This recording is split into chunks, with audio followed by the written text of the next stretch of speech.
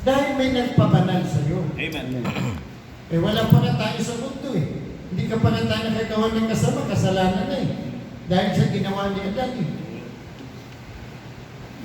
Tama. Tama? Amen. Amen. Bakit yun sa ginawa ni Lord?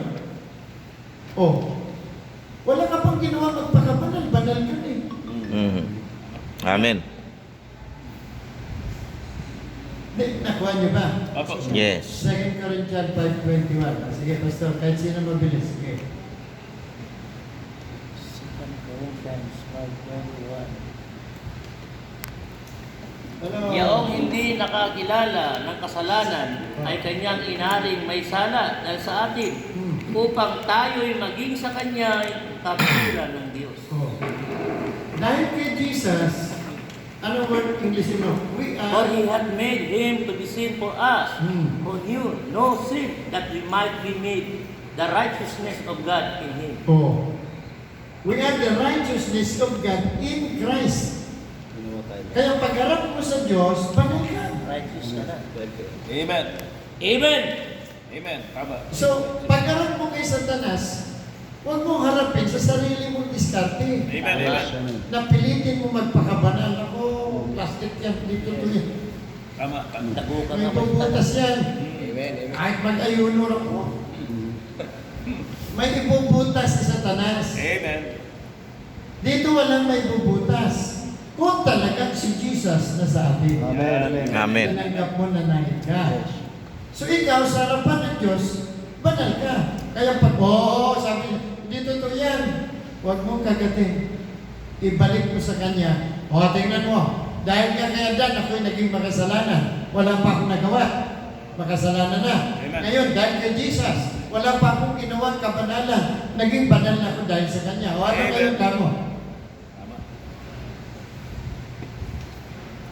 Iskura ka tayo. Oh, Yes, sir. So magiging banal ka pa siya pag totoo mong Tinanggap sinuko mo sa Jesus. buhay. talaga Pag totoo. natin Pinapasok. tinanggap si Lord. Pag hindi, Peking makabanal. Puro kabalbalan. Kabalbalan. tama. Okay. Liwanagin natin yan. Kasi mamaya, lahat, pati yung gift of righteousness. Yung righteousness, gift. Yes. Ang kaligtasan, gift. Amen. For by grace are you saved, through faith and not of your works. Amen. It is the gift of God. So, ibig sabihin, hindi mo paghihirapan yun. Regalo nga eh. Amen. Dahil kay Lord. Nakuha niyo ba? Amen. Okay, dito muna tayo. Dito ang pundasyon natin. No? Okay, ngayon. Doon sa Romans chapter 4, verse 3. Tingnan niyo to. Okay.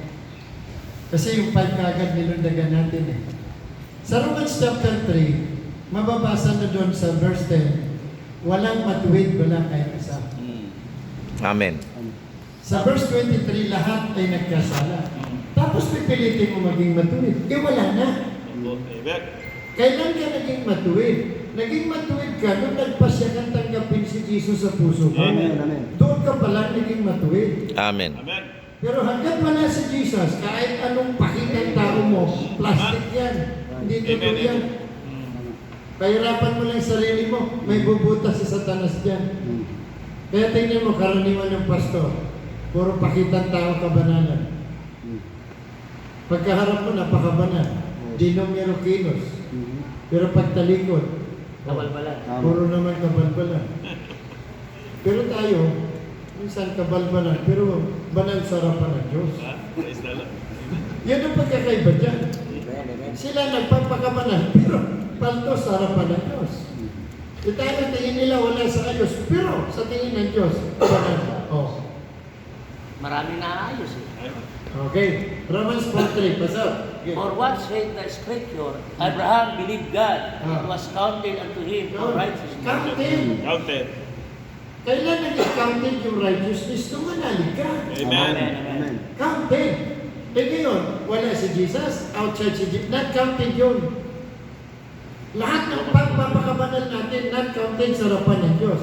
Sa harapan ng tao, counted. Okay ka, ang bait yan, ganito yan, okay. Counted. Pero sa harapan ng Diyos, not counted. Amen. Amen. Nakuha niyo ba? Amen. Verse 5. Gusto.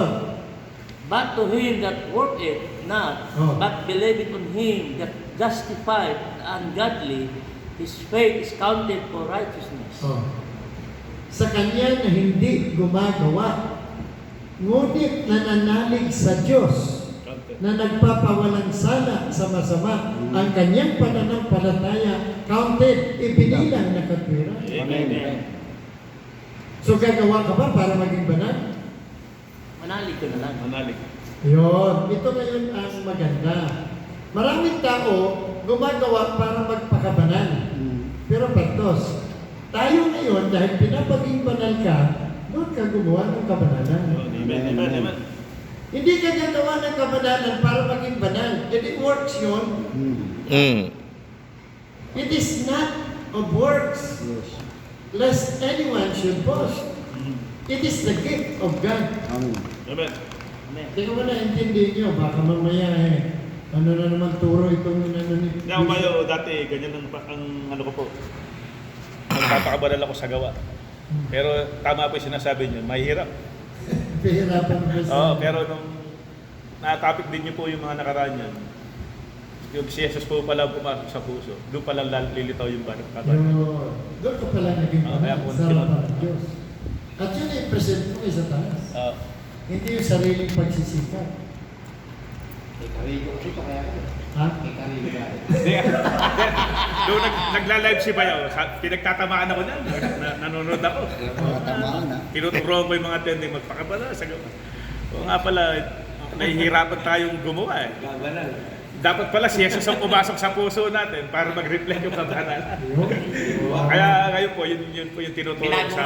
Binago rin turo. Binago ko na. Sorry ka, Tapos mga kapatid, ano sorry na. ha. Tinuro ko na Kasi ganito. The more na inuutusan mo, the more na pinupukaw mo siya Opo. magkasala. Oo, tama. Di ba? Opo. Ano ba? Pastor Ronan. Pastor, huwag kang mag-isip ng magandang legs. Ha? Yung maputi. What? Ha? Pastor, huwag ha? Huwag. Hanggang iniintikan ko siya ng salitang huwag, Opo. nilalaro ng Wala kang isip mga mo. idea. Tama, tama. Ano ba, Sam? Wala kang mga idea lalo. Oo, yan.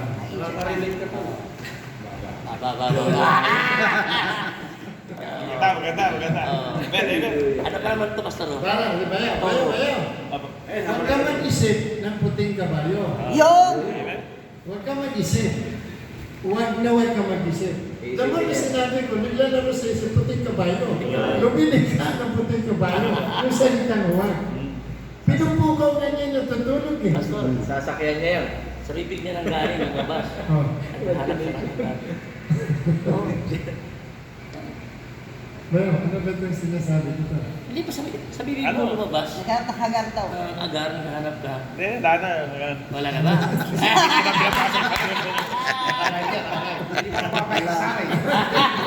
Ay, pumayag si Sarah. Kumain na si Sarah, sabi ni Sarah.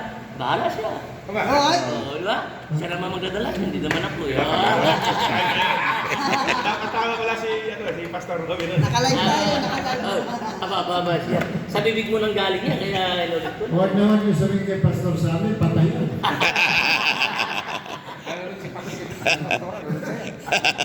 Naka-live yan. Sa buwan.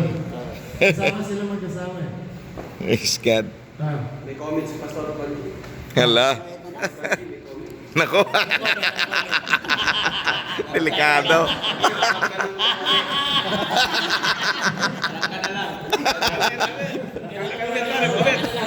Diyan ka lang sa bayaw ko. Impake na. Parang ano eh. Parang ano yun eh. Dapat kanina pa kayo para mahaba ng mga usap-usapan natin. Ang bihira kayo. Hindi ba? Siya, tuloy na natin. Apa. Ah.